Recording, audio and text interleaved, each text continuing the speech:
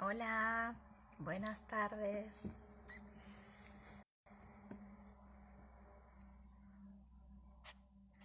Bueno, vamos a compartir hoy con Clau.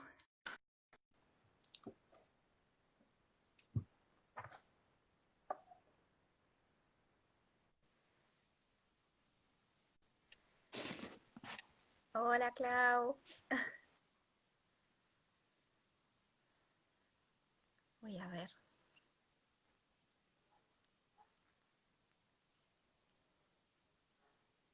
Hola, Hola. ¿cómo ¿Cómo estás? estás? Muy bien, ¿y tú? ¿Se escucha y se ve bien? Se escucha Se perfecto. escucha ¿Vos me... perfecto. ¿Vos me... Sí, genial. Buenísimo. Ahí Buenísimo. estoy a Ahí estoy. altura para la cámara un Altura para poco. la cámara un poco, ¿no? Ahí va. Ahí va. No, No, ahí. ahí. Hola. Genial. Hola. Me Bueno, escucho a pues mí vamos. misma, Me hay escucho como a un mí eco. misma, hay como un eco. Ah, vale, ok.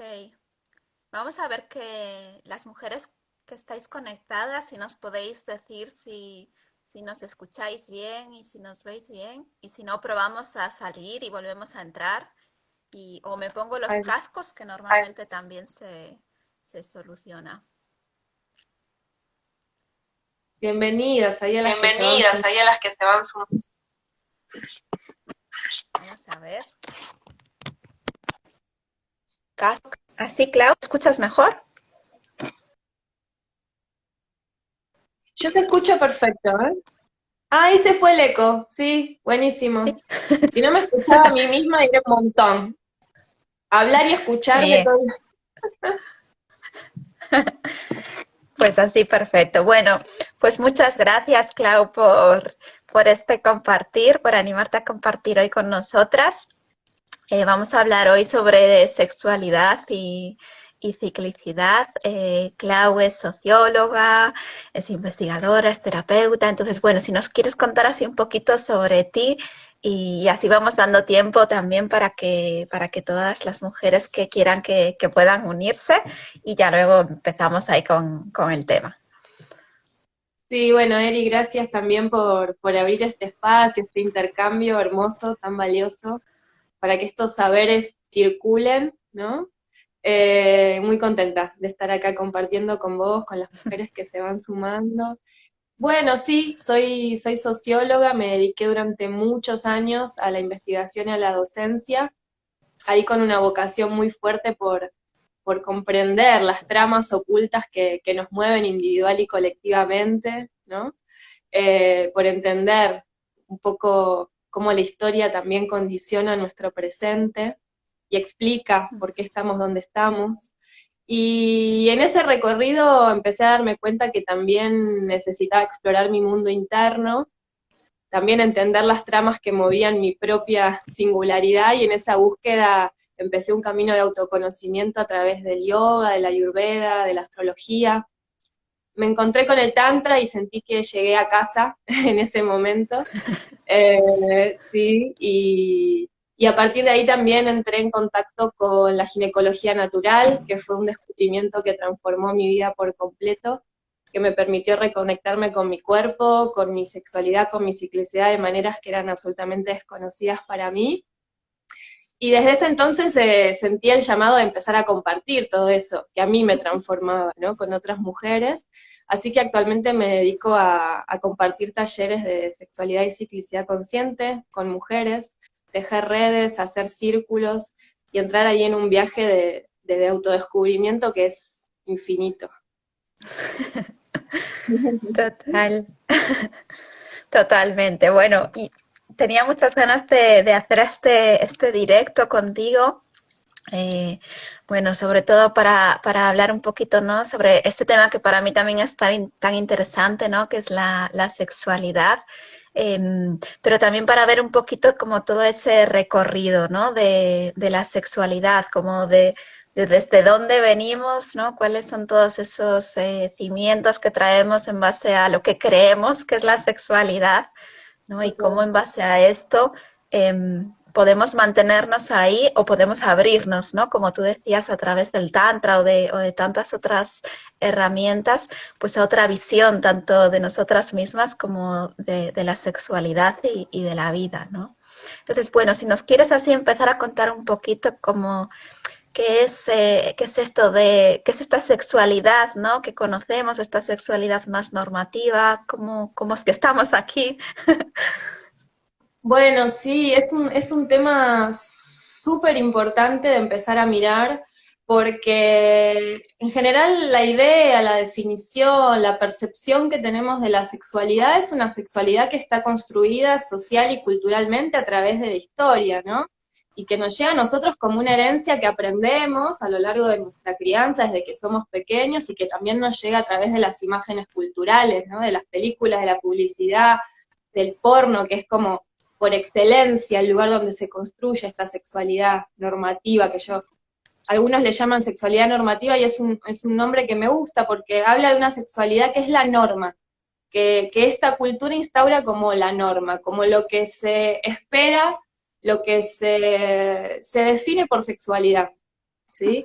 Y bueno, el tema es que quedan muchas cosas por fuera de eso, y que además es una sexualidad que nos viene impuesta de alguna manera de afuera, y que no necesariamente muchas veces está conectada con nuestros verdaderos deseos, con nuestras necesidades, con lo que nos pide el cuerpo, ¿no?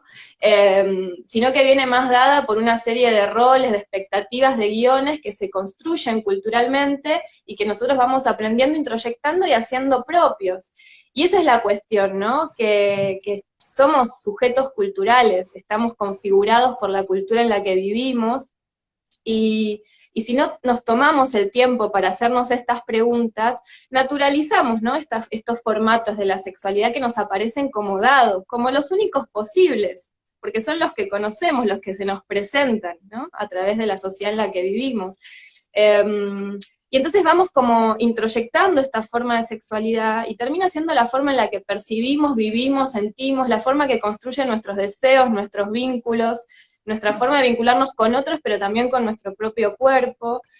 Y la cuestión con este tipo de sexualidad es que es bastante limitada y limitante, ¿no? En muchos sentidos. Por eso me parece súper interesante abrir la pregunta de qué otras posibilidades existen, y también una pregunta que me parece que es muy reveladora de cómo se construye esta sexualidad. ¿Quién la construye? ¿Desde cuándo se viene construyendo? Porque eso también explica muchas de las resistencias, de las insatisfacciones, de los miedos, de las vergüenzas, de la inadecuación que muchas veces sentimos respecto a nuestra propia sexualidad, ¿no? Y creo que vivimos en una cultura que por un lado está hipersexualizada, ¿no? Que nos vende sexo todo el tiempo, y ahí vale la pena preguntarnos, pero bueno, ¿qué sexualidad nos está proponiendo la cultura? Y en particular, ¿qué lugar para la mujer tiene esta sexualidad? Y bueno, insisto, creo que está muy ligada con el guión pornográfico de la sexualidad, ¿no? Donde es una sexualidad en general patriarcal, que está muy basada en el deseo masculino, ¿sí? En la satisfacción de ese deseo, y la mujer como quien debe satisfacer ese deseo. Por supuesto que es una sexualidad que en general es heteronormativa, ¿sí? Que se basa en la relación entre un hombre y una mujer y que deja por fuera cualquier otro tipo de posibilidades, que es súper genital, falocéntrica, en el sentido de que está centrada en el coito como la forma por excelencia de relación sexual, la penetración, ¿no? Y todo lo demás es extra, es como la previa. Y que además es una especie de carrera hacia el orgasmo, ¿no?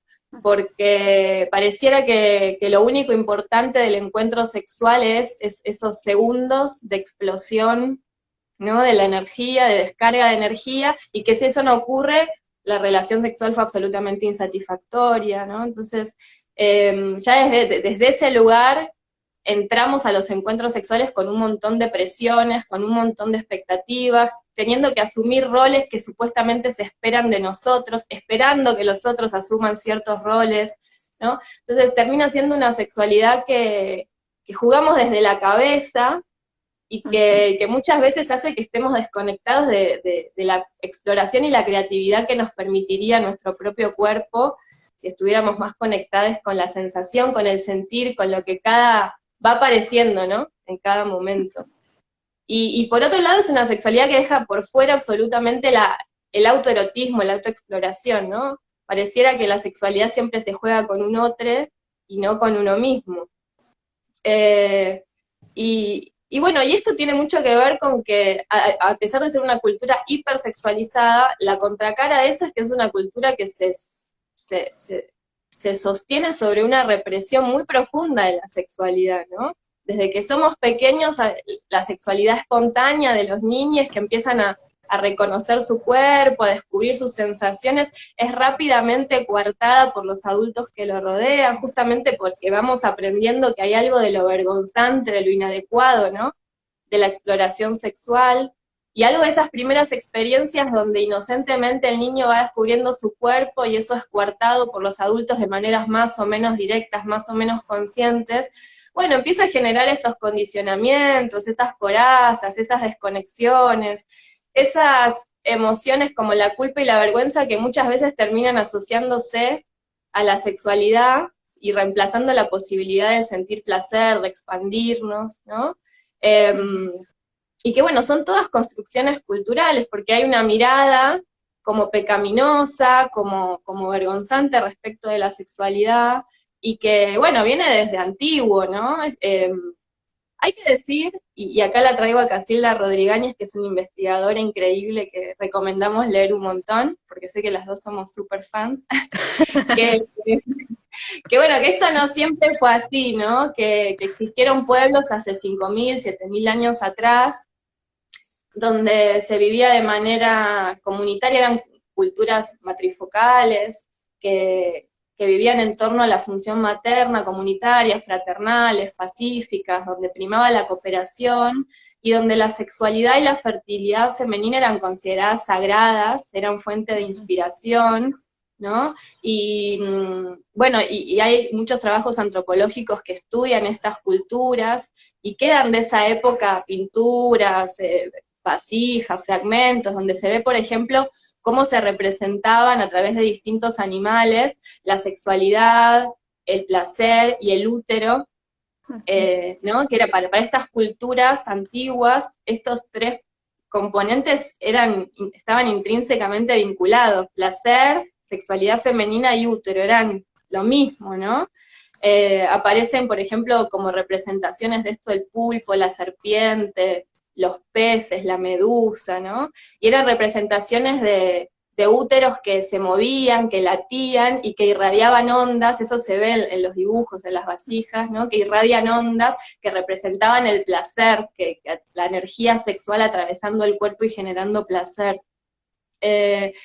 Bueno, estas culturas matrifocales sabían intuitivamente cosas que nosotros hemos olvidado, por ejemplo, que nuestro útero es una fuente de placer y es el centro erógeno de nuestra sexualidad, que no tiene una función reproductiva, ¿no? Que actualmente desde la medicina y desde los saberes más académicos se entiende al útero solamente con su función reproductiva, y sin embargo lo sabían estas culturas y lo sabemos hoy también, que el útero es el centro erógeno de nuestra sexualidad, que el útero cuando sentimos placer late e irradia placer hacia todo el cuerpo, que tiene la mayor cantidad de receptores de oxitocina en todo el cuerpo, que es una hormona que nos hace sentir bienestar, placer, calma, relajación, y que tiene la capacidad de expandirlo, ¿no? Hacia todo el resto del cuerpo.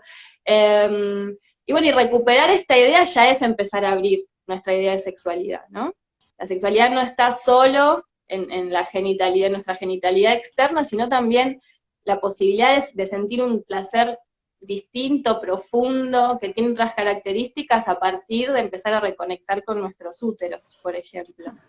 Pero bueno, traigo lo de estas culturas porque más o menos hace 5.000 años lo que se sabe a partir de estos estudios antropológicos, que empezaron a surgir otras culturas guerreras que empezaron a invadir, a dominar a estos pueblos más comunitarios y que empezaron de alguna manera también a a reconvertir la forma en la que se veía la sexualidad, el placer, ¿sí? Y estos pueblos guerreros, patriarcales, empezaron a hacer una división entre cuerpo-mente, pensamiento-emoción, varón-mujer, y cómo el polo del pensamiento, de la mente y del varón se veía como jerárquicamente superior al polo del cuerpo, la emoción y la mujer. Y estas culturas patriarcales se encargaron justamente de dilapidar, de transformar los símbolos que significaban una inspiración y una fuente de abundancia sagrada de la sexualidad, del útero, del cuerpo femenino, transformarlos en algo pecaminoso, ¿sí? Y esto se ve muy bien, y estas culturas patriarcales que terminaron dominando estos pueblos matrifocales, están en la base de nuestra civilización, porque terminan en lo que es la cultura griega, romana, y la cultura judeocristiana, que son la base de nuestra civilización actual, ¿no? Con lo cual esta división y esta jerarquización que pone a la mujer, a su cuerpo, a su placer en un lugar desvalorizado, en un lugar dominado, en un lugar que hay que controlar, bueno, nos viene desde esta antigüedad ya, y está en la base de nuestro inconsciente colectivo. Y es interesante cuando uno lee algunos ejemplos, por ejemplo, Galeno, uno de los primeros referentes de lo que después se va a conocer como la medicina, un intelectual griego, planteaba, por ejemplo, que el útero de la mujer era un órgano sin gobierno, que se movía anárquicamente por su cuerpo, generándole nerviosismo e inestabilidad emocional, y que podía llevarla directamente a la locura. Esto lo van a reproducir otros filósofos como Platón, ¿no? Que es reconocido como la filosofía platónica, la base de nuestra civilización. En sus textos aparecen este tipo de descripciones del cuerpo femenino y del útero, y para ver un poco justamente cómo se transforma la idea del útero como fuente de placer, como centro erógeno, ¿no? En algo sagrado, a convertirse en un problema, en algo que hay que tratar porque a las mujeres las pone inestables, ¿no? Y es interesante porque ya desde la antigüedad estos problemas que traía el útero para las mujeres se los denomina con el nombre, bueno, al útero en griego se le dice íster, ¿no? Y a enfermedad uterina los griegos la nombraron histeria, ¿no? Es algo que nos suena hasta nuestros días, ¿no? Entonces, bueno, las personas con útero eran histéricas, tenían un problema, el útero era un generador de problemas. Y bueno, entonces es interesante cómo esto, a mí me pasa mucho en los talleres cuando lo nombro, cómo nos resuena hoy. Sin embargo, es algo que viene desde la antigüedad, ¿no? Y es interesante saber que toda esta idea de la mujer histérica, que es inestable, que se pone nerviosa, que es emocional, viene de esta idea del útero, ¿no? Del útero como un órgano problemático. Y bueno, y después todos los mitos que se reconfiguran a partir de la antigüedad, por ejemplo, no sé, el dios Apolo del panteón griego derrotando a la serpiente Pitón, cuando la serpiente en los pueblos matrifocales representaba la sexualidad y la potencia del placer femenino. Después el mito bíblico de Adán y Eva, ¿no? Donde están Adán y Eva en el paraíso y viene la serpiente a romper, ¿no? Esa armonía, porque Eva la escucha, lo tienta a Adán y terminan siendo expulsados del paraíso, y ahí aparecen todos nuestros problemas. Digo, si rascamos un poquito, estos son todos símbolos que dan cuenta de cómo estos pueblos patriarcales buscan de alguna manera reconfigurar los símbolos que antes se veneraban para dominarlos, ¿no? Para subsumirlos. Y una vez más, la serpiente representando la sexualidad, el goce, la conexión con el cuerpo, es lo que hace que Dios termine expulsando a los seres humanos del paraíso, ¿no? Porque se atrevieron a estar en contacto con eso. Que a mí, bueno, siempre la reflexión que me trae es, hay algo de la sexualidad, del contacto con el cuerpo, de la capacidad de sentir placer, que es muy poderoso. Y en particularmente la sexualidad femenina, muy ligada a nuestra ciclicidad también, es muy potente. Hay algo de la capacidad de autoafirmarnos, de expresarnos, de materializar en el mundo, que nos trae la conexión con estas dos fuerzas que nos habitan, y no me sorprende para nada que uno de los primeros lugares que el patriarcado haya atacado y haya querido controlar tenga que ver con eso, con nuestra ciclicidad y con nuestra sexualidad, ¿no? Eh, y bueno, y esta historia del horror continúa, porque por ejemplo, en la Edad Media, la Iglesia tiene un rol muy, muy fuerte en esta dominación, represión, condicionamiento de la sexualidad, particularmente para las mujeres. Bueno, hay un proceso muy terrible que se da en la Edad Media entre los siglos XIV y XVII, que es la caza de brujas, ¿sí? La Inquisición, que era una institución de la Edad Media que perseguía a los herejes, se dedicó a perseguir mujeres que eran consideradas adoradoras del diablo, ¿no? Las famosas brujas. A estas mujeres se las perseguía, se las torturaba, se las quemaba en la hoguera. Hoy se sabe que miles y hasta cientos de miles de mujeres murieron en Europa, incluso en América del Norte, en esta persecución tan terrible. Y es muy interesante preguntarnos quiénes eran estas mujeres, ¿no? Estas mujeres eran parteras, hueseras, hierberas, comadronas, aborteras, mujeres muy sabias de su comunidad, que tenían los saberes de la naturaleza, de las plantas, tenían los saberes del cuerpo, de la sexualidad, eran mujeres muchas veces solteras o viudas, que realmente llevaban adelante sus vidas por sí mismas, que por tener todos estos saberes eran referentes de sus comunidades, a las que las comunidades acudían, ¿no? Buscando muchas veces sanación, consejo. Bueno, y estas mujeres empoderadas eran las que fueron perseguidas por la Inquisición y llamadas brujas, ¿no? Entonces también acá hay algo, es interesante porque habla de esta continuidad y de esta persecución de la mujer empoderada, de la mujer que conoce su cuerpo, que sabe cómo sanarse a sí misma, que es consciente de su sexualidad. Bueno, esta idea de los aquelarres de las brujas, ¿no? Mujeres que supuestamente se juntaban en los bosques bajo la luna llena para adorar ¿no? Invocar al diablo. Estas mujeres lo que hacían era juntarse, intercambiar saberes, a bailar, a gozarse su propio cuerpo, ¿no? A compartirse mutuamente.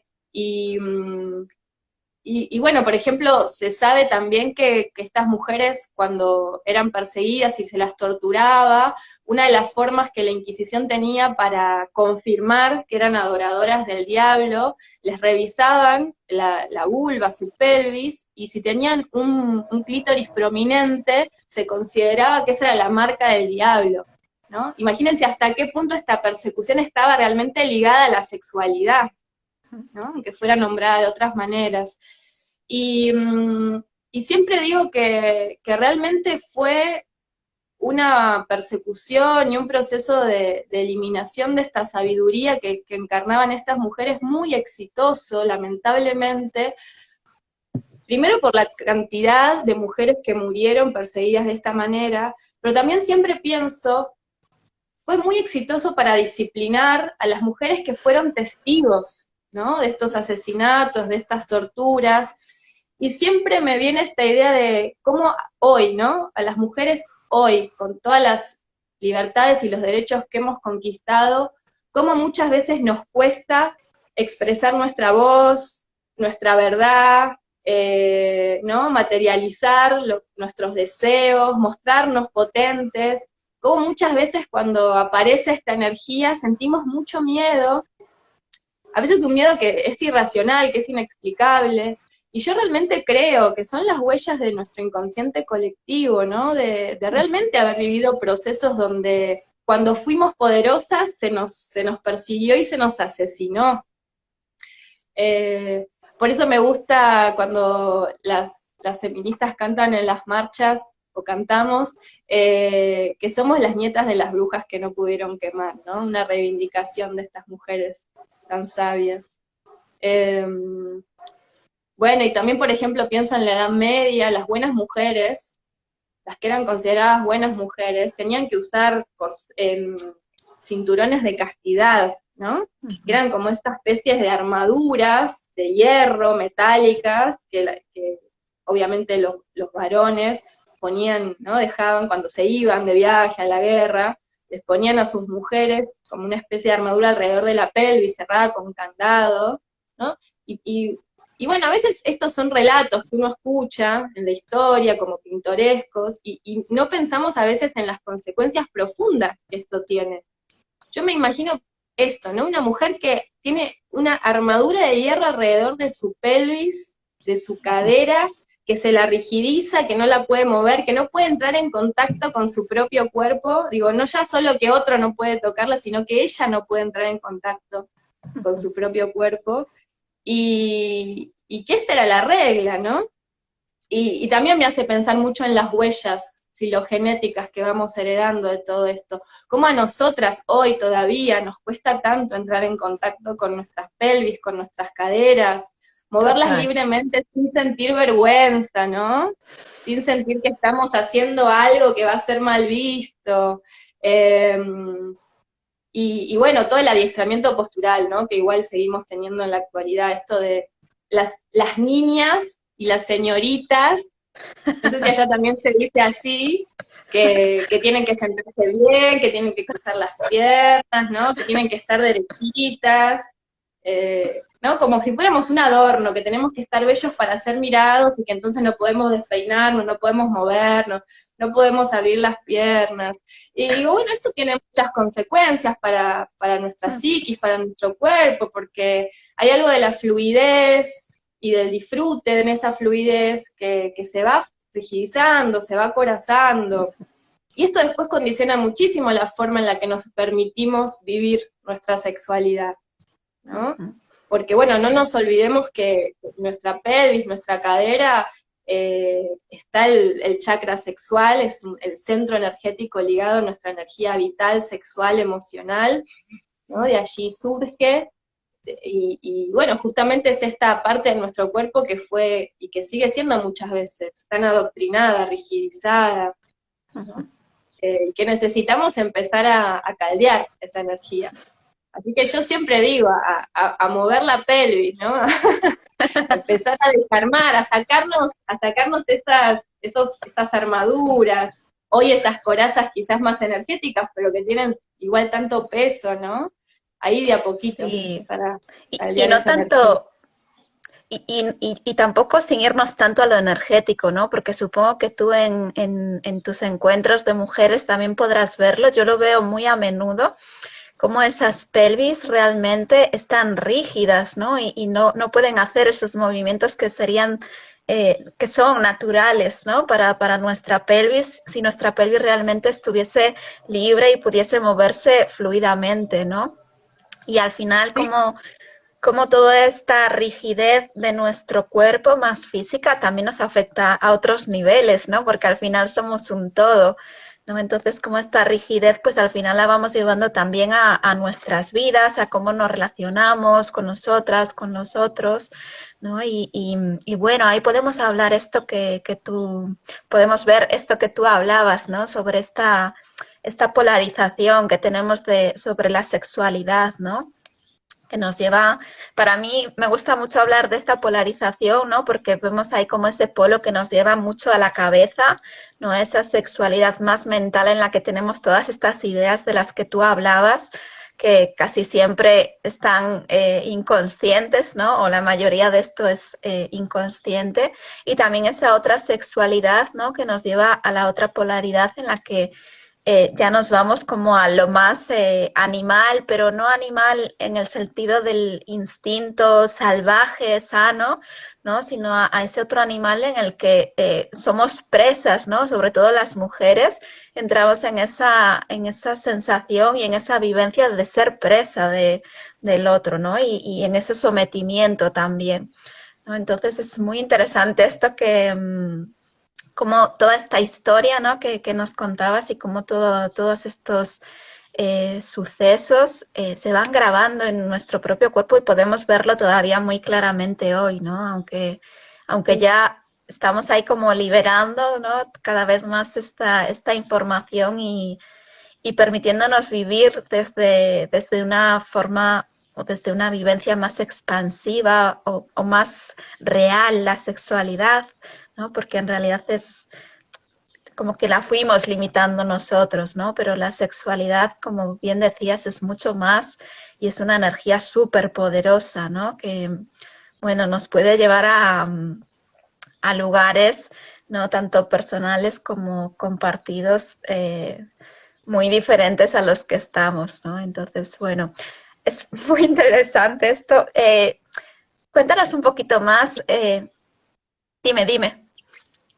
Y que decía que parte de este proceso que por suerte venimos llevando adelante, ¿no? De empezar a liberarnos, reconectarnos con nuestra sexualidad, volver a recuperar esa potencia ligada a nuestro cuerpo y a nuestro placer, creo que tiene mucho que ver con también poder reconstruir esta historia y entender que muchas de las cosas y de las limitaciones y los condicionamientos que muchas veces tenemos en relación a nuestro cuerpo y nuestra sexualidad no son individuales, ¿no? Que nos atraviesan colectivamente y que venimos heredando, ¿no? De generación en generación hace siglos, como les vengo contando.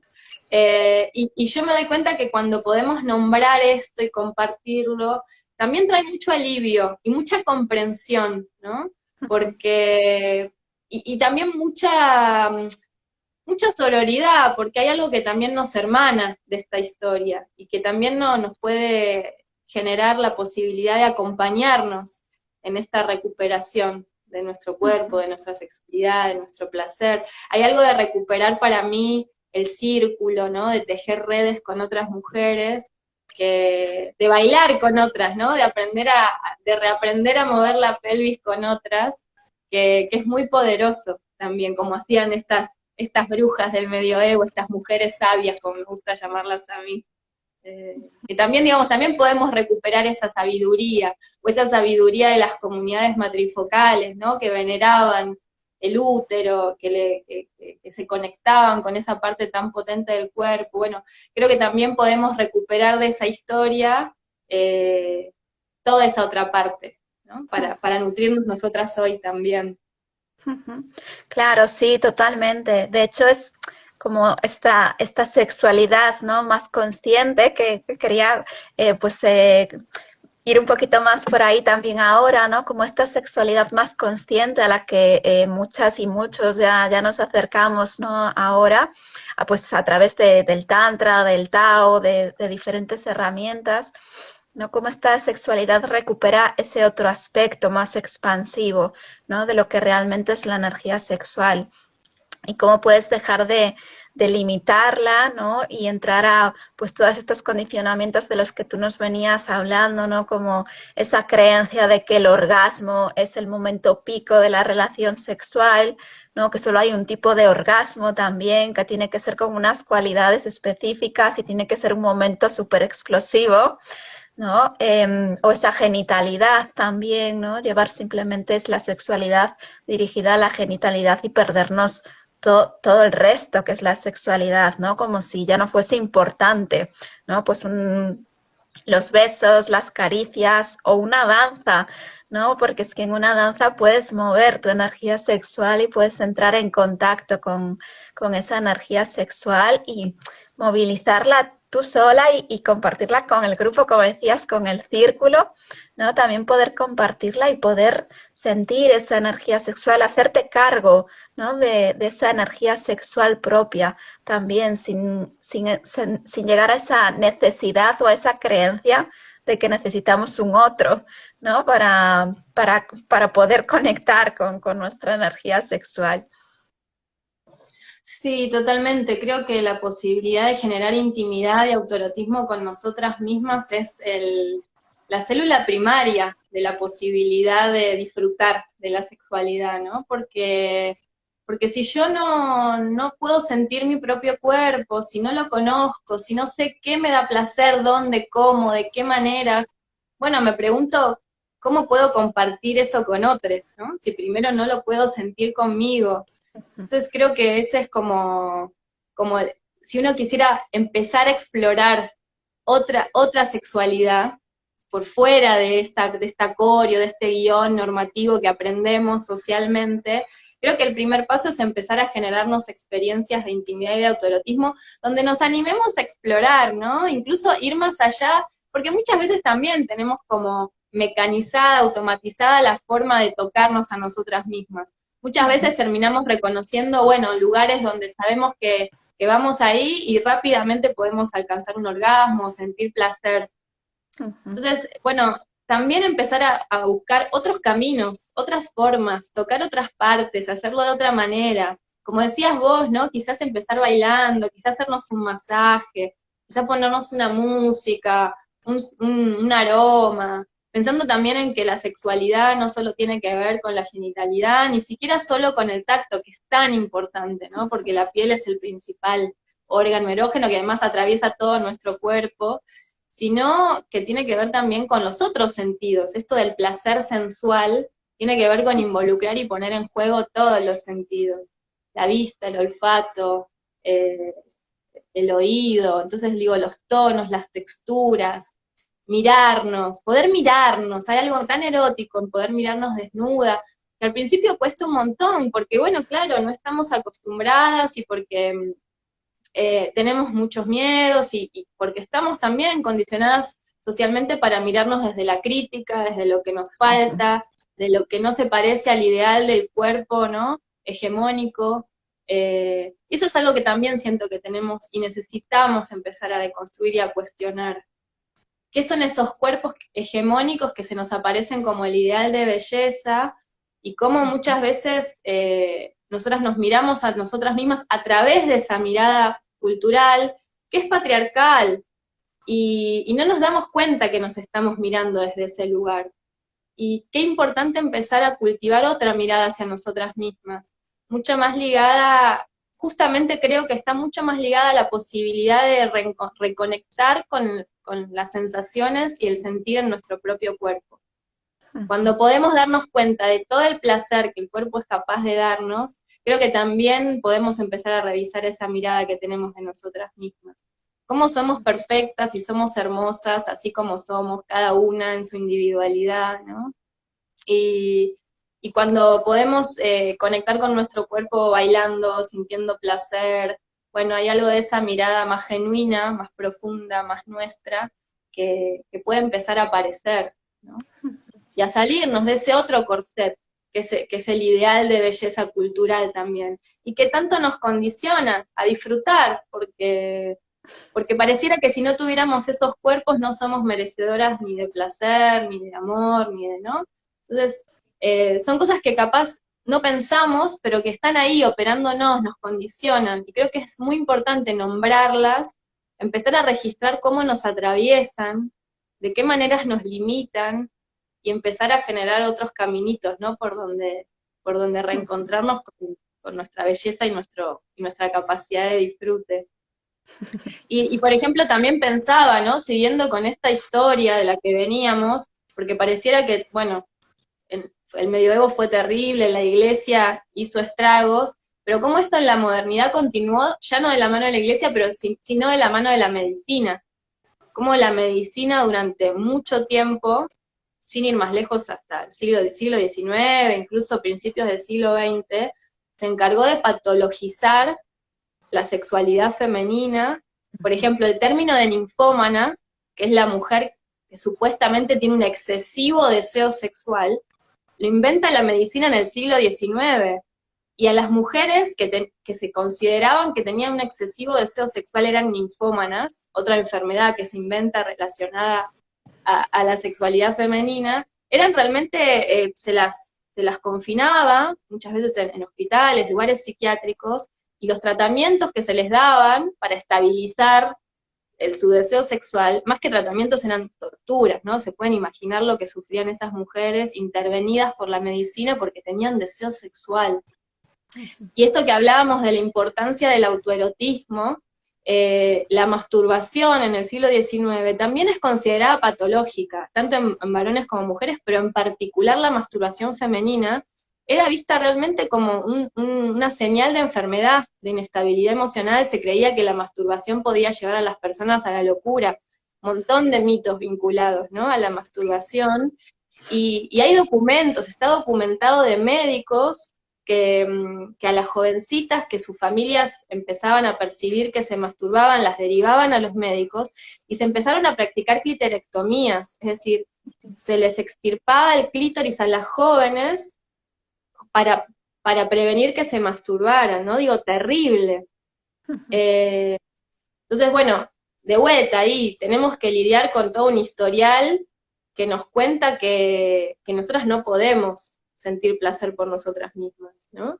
Que, y lo nombro porque creo que hay a veces muchas huellas de todo eso que siguen persistiendo, como la sensación como de vergüenza o de culpa, o de que el placer me lo tiene que dar el otro, que si lo hago conmigo algo de eso no va, y somos tantas las mujeres que todavía podemos seguir sintiendo esto, que creo que algo de nombrarlo lo exorciza, por lo menos nos permite preguntarnos y habilitar otra posibilidad, ¿no? Sí, incluso esto que tú decías antes, ¿no? Esta forma en cómo entramos a relacionarnos con nosotras mismas, ¿no? Que muchas veces tenemos como aprendida esa fórmula que nos lleva directamente a esa explosión de este orgasmo explosivo, ¿no? Y esto también no deja de ser una forma de relacionarnos con nosotras mismas que nos lleva ahí, ¿no? Que nos coloca en este lugar en el que limitamos completamente la sexualidad y la llevamos a esa búsqueda del objetivo, ¿no? Que es tan patriarcal,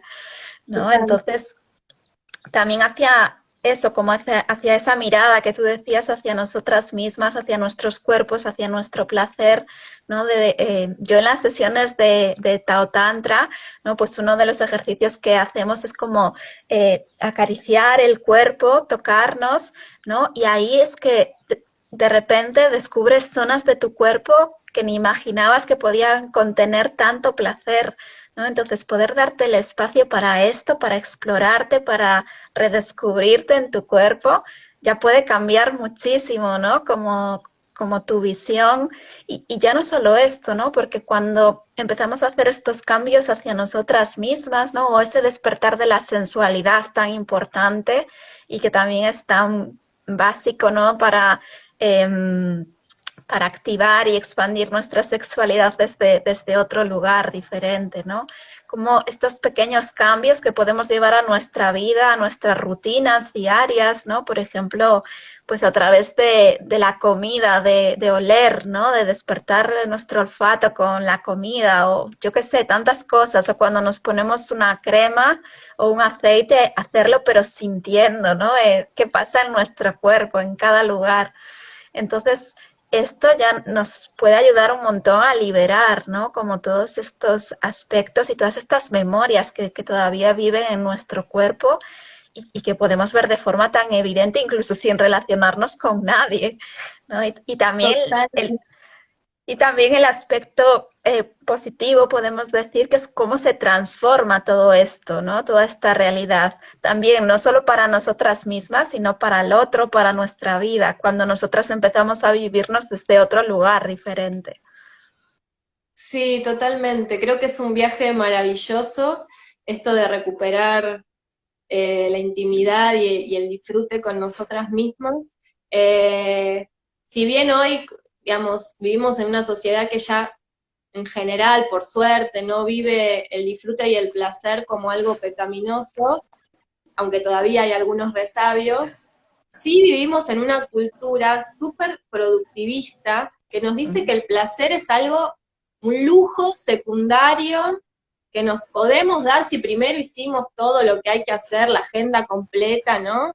Y esto también lo traigo porque muchas veces sentimos, nos da culpa o sentimos que estamos perdiendo el tiempo cuando nos damos un rato para estar con nosotras mismas, solo estando con nosotras mismas, disfrutando de nuestra presencia, ¿no? Pareciera que siempre hay cosas más importantes que esa.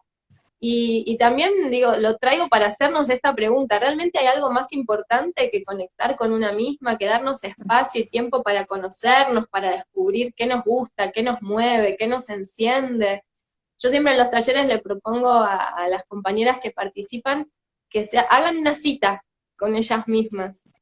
Esto de incluso agendátela. El jueves de 5 a 7 de la tarde tengo cita Total. conmigo, ¿no? y apago el celu y no respondo mensajes y me dedico a mí, porque parece algo tan, quizá tan simple, pero nos cuesta mucho, ¿no? Darnos esos espacios. Siempre estamos priorizando otras cosas, y las mujeres en particular también con este mandato que sostenemos muchas veces sin darnos cuenta, de siempre priorizar a otros antes que a nosotras, ¿no? De siempre estar sosteniendo para los demás, digo que es un valor maravilloso, pero ¿desde qué lugar sostenemos si primero no podemos sostenernos a nosotras mismas? Y digo, sostenernos también desde el disfrute, porque eso después es lo que podemos compartir, ¿no? Así que me parece como una propuesta maravillosa, esto de darnos a nosotras espacio, intimidad, placer, exploración del cuerpo, de lo que nos gusta, de lo que nos mueve, bailando, haciéndonos estos masajes, cocinándonos rico, comiendo en presencia. Es súper erótico comer estando presente, sintiendo todos los sabores, despacito, ¿no? Porque además hay algo de una invitación interesante también para ver cómo nos vinculamos con la sexualidad, es registrar cómo comemos, ¿no? Generalmente en automático, pensando en lo que tenemos que hacer después, masticamos, no tragamos, no sabemos ni lo Rápido. que comí, rápido, ya está. Y la verdad que hay algo de eso que también después se traslada a la forma en la que vivimos nuestra sexualidad. Entonces digo, un experimento muy interesante es un día sentarte con tu plato de comida, hacerte algo rico que te encante y dedicarte a sentir cada cosa que te pones en la boca, olerla primero antes de llevarla a la boca, antes de morderla dejarla un ratito quieta, ver cómo se siente esa textura, después morderla, sentir cómo cambian los sabores, en qué parte de la boca se sienten más. Es un viaje, así que también otra invitación para explorar, y que también después todo lo que uno descubre ahí se puede llevar también a la sexualidad, el encuentro con una misma y con el otro, y es increíble lo que se abre. Totalmente, sí. Es muy interesante también esto que decías antes, ¿no? Sobre cómo al final llevamos estos encuentros sexuales a que sean como parte de una tarea más del día, ¿no? O sea, cómo también podemos entrar en esa energía en la que primero anteponemos todas las tareas hechas y por hacer, ¿no? Antes de esos espacios para nosotras mismas, pero luego también esto, ¿no? Este entrar en esa rapidez de que hay que estar activos, hay que hacer, ¿no? Y también no permitirnos ese espacio para disfrutar, ¿no? De un espacio sin prisas, sin relojes. Esto que decías de la comida, ¿no? Pues poder pararte y sentirlo y disfrutarlo, ¿no? A cada segundo que lo estés haciendo. Entonces, bueno, es muy interesante todo esto. Vamos a avanzar un poco, si no nos quedamos aquí dando ideas para la sexualidad. ¿Cómo estábamos hablando, ¿no? Como de esta diferencia entre esta sexualidad más normativa, ¿no? De la que venimos, que heredamos, y esta otra sexualidad, ¿no? Que podemos decir más consciente, ¿no? Entonces, dentro de esto, ¿cómo encaja este tema de la ciclicidad, de las sensaciones, ¿no? Esto que estamos hablando, ¿cómo encaja todo esto con este otro tipo de sexualidad? Bueno, todo esto que venimos nombrando recién tiene que ver con explorar esto de la sexualidad más consciente, ¿no? Y creo que está súper vinculado con nuestra ciclicidad, con nuestro ciclo menstrual ovulatorio, porque justamente lo que nos ocurre a lo largo del ciclo, vos lo venís trabajando mucho también en las charlas que ya venís dando, es cómo nuestras energías cambian y se transforman a lo largo de nuestra ciclicidad, y, y cómo los cambios hormonales que se dan en nuestro cuerpo en los distintos momentos o fases del ciclo también nos disponen con digo, habilitan una disponibilidad psíquica, emocional, energética, que es distinta en cada fase del ciclo. Y que empezar a también a registrar esto, es una forma de volver al cuerpo, de reconectar con lo que nos pasa en el cuerpo, y también creo que abre una un abanico enorme de posibilidades de cómo vivir nuestra sexualidad. Salir de esta idea de la sexualidad como algo homogéneo, uniforme, que siempre es igual, ¿no?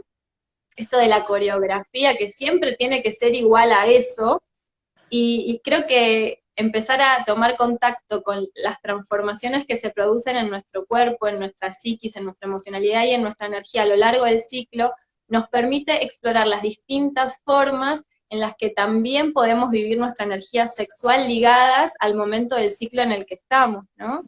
Hay un momento del ciclo donde estamos con una energía que se exterioriza, ¿no? Como mucho más hacia afuera, como mucho más yang, ¿no? Emisiva. Bueno, seguramente hay una forma de la sexualidad que podemos explorar con esa energía, y hay otros momentos del ciclo donde la energía se interioriza, se vuelve mucho más receptiva, más yin, más intuitiva, ¿no? Más sensible, que habilita otras posibilidades para conectar con la sexualidad, con el disfrute, ¿no? Esto, hay algo también creo que muy rico de empezar a conectar con los matices de la energía sexual, ¿no? Que tenemos esta idea de que en general, de que la sexualidad es algo siempre como pasional, ¿no? Que como siempre muy caliente, siempre muy efusivo, ¿no? Siempre como acumulando energía. Y también me parece que una invitación interesante es, bueno, ¿qué pasa con los matices cuando la energía sexual por ahí se vuelve un poco más lenta, más sutil, más, más interior? ¿Qué pasa ahí? ¿Qué otro tipo de disfrute aparece? ¿Qué otro tipo de experiencias sensoriales o emocionales aparecen? Y bueno, esto es algo que nos puede permitir mucho empezar a tomar registro también de nuestra ciclicidad. Y también eso, la ciclicidad nos permite estar más en contacto con nuestras necesidades y con nuestros deseos, y, y bueno, eso habilita distintas formas de explorar la sexualidad con una misma y con los otros, ¿no? Eh, yo creo que desde la ciclicidad de empezar a registrar nuestra ciclicidad, nuestros cambios a lo largo del ciclo, es una forma de entrar en esta exploración a una sexualidad más consciente, más ligada a lo que vamos necesitando, lo que vamos deseando y lo que vamos teniendo ganas en cada momento del ciclo, que siempre es distinto, y que por eso también siempre abre la posibilidad de que todo sea tan creativo, ¿no? Nos abre la posibilidad de descubrir y de crear en relación a nuestra energía sexual también. Ujú. Y también me viene a decir que la energía sexual, en general la relacionamos con lo erótico, y sí, por supuesto, nuestra energía sexual tiene que ver con eso, pero también decir que la energía sexual es una forma de nuestra energía vital y que también está ahí disponible, es ese fuego, es ese calor que está disponible para que nosotras podamos con eso afirmarnos, materializar nuestros proyectos, nuestros sueños, ir por eso que deseamos, eh, digamos, podemos disfrutar de esa energía sexual caldeándola dentro nuestro y poniéndola a disposición de nuestra vida, de lo que queremos ser, de lo que queremos materializar. Esa idea también me parece muy potente. Ujú.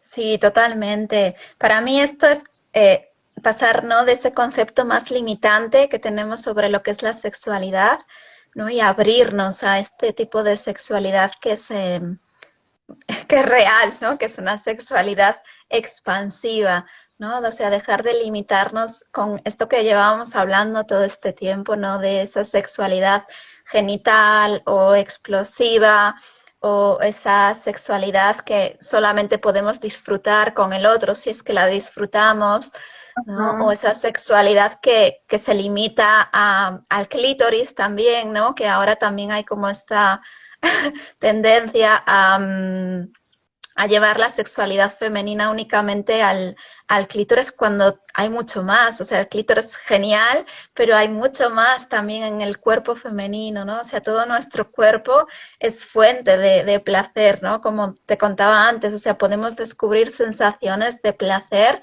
en zonas de nuestro cuerpo que ni imaginábamos, ¿no? Entonces, pues abrirnos a esto es muy, muy interesante y muy bonito para nosotras, ¿no? Y con respecto a la ciclicidad, esto que comentabas de estas estos diferentes matices, ¿no? de la energía sexual y que no siempre tiene que ser esta energía sexual de un encuentro, como tú decías, ¿no? Pasional, que también, ¿no? Porque muchas veces yo también me encuentro como que cuando se habla de tantra o de sexualidad sagrada, a veces parece también que este tipo de sexualidad es solamente vamos a mirarnos a los ojos, vamos a respirar y no puede haber instinto, ni pasión, ni nada de esto, ¿no? Y tampoco, ¿no? O sea, la sexualidad es todo esto en realidad, ¿no? Esa es su amplitud, ¿no? Entonces poder A mí lo que... permitirnos, No, perdón, perdón. sí, ¿no? Poder permitirnos, como tú decías, estos matices, ¿no? O a lo mejor esta sexualidad que se despierta, ¿no? Por ejemplo, a mí me pasa en menstruación mucho que toda mi energía está muy hacia adentro y mi sexualidad se despierta a veces paseando por la naturaleza y quedándome fascinada con una flor diminuta que casi no la vería en otro momento, pero que en ese momento es como que llama toda mi atención, ¿no? Y ahí se despierta mi energía sexual viendo a esa flor diminuta, ¿no? Entonces que ni siquiera tiene que ser como algo que haya que despertarlo, ¿no? De que haya que tocar un botón para despertar nuestra energía sexual, ¿no? Sino que eso, abrirnos a todos esos matices, como tú dices, ¿no? Que son parte de la energía sexual. Sí, y que creo que realmente la riqueza está en los matices, porque a mí lo que me maravilla del Tantra es que el Tantra lo que te propone es no excluyamos nada, todo es parte. Entonces, no se trata de reemplazar una forma de sexualidad por otra, sino de abrir las posibilidades. Y bueno, y creo que en los matices, en poder empezar a registrar los matices, se abre un mundo de posibilidades, y ahí está la riqueza, y ahí está la posibilidad de expansión, de que la sexualidad se vuelva un acto creativo, un acto de autoafirmación, ¿no? Porque cuando empezamos a reconectar con todo esto, eh, realmente hay que decir que empiezan a transformarse en nuestras vidas, porque empieza a estar mucho más disponible la vitalidad, porque empezamos a estar mucho más abiertas al contacto con nosotras mismas y con otros, y el contacto es estar abiertas a todo lo que la vida trae. Y esto es algo que siempre me gusta mencionar porque muchas veces las mujeres llegan a los talleres con la expectativa de, bueno, quiero descubrir mi sexualidad, quiero disfrutar más, y está bueno decir que abrirnos en este viaje de reconectar con nosotras mismas, con nuestro cuerpo, con nuestra sexualidad, también es abrirnos a conectar con nuestro mundo emocional, porque digo, la energía vital, sexual, emocional es una y la misma, ¿no? Y cuando empezamos a abrir el caudal de la energía sexual, bueno, también empieza a aparecer toda esa emocionalidad que capaz estaba bloqueada, negada, ¿no? Acorazada en el cuerpo, y que es parte del proceso de reconexión empezar a darle lugar a todo eso, porque es una forma de limpiarnos, de expandirnos, de sanar.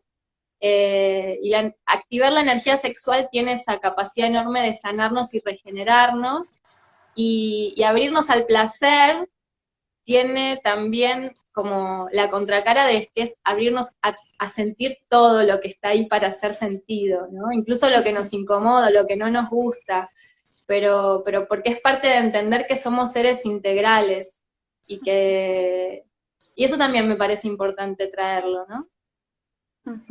Sí, totalmente. Esto es muy importante también para mí, esto de que tú decías, ¿no? De abrirnos, o sea, de que cuando nos abrimos a querer sentir más placer, es abrirnos a todo, ¿no? Porque, claro, ahí toda esta emoción que tú decías también, ¿no? Empieza a salir, a aflorar, ¿no? Entonces, no podemos abrirnos de yo solo quiero sentir placer y el resto no. No, Claro, sino porque estamos muy en esa, ¿no? Placer, pero todo lo que no me incomoda, no. Bueno, no, es imposible. total. Para sentir placer, realmente hay que abrirse a transitar todo lo incómodo, ¿no? Que muchas veces justamente lo que está haciendo es interfiriéndonos en la posibilidad de acercarnos al disfrute. Entonces, bueno, es un Total. camino para valientes, pero vale mucho la pena. Ya se nos acaba. Nos quedan 20 segundos. Así que bueno, muchas gracias, Clau, por este compartir. Me encantó hablar contigo, estaría horas hablando, así que muchas gracias. Gracias a todas por estar ahí. Nos pueden dejar ya si no quieren después comentarios o por privado, la podemos seguir. Gracias, hermosa, me encantó.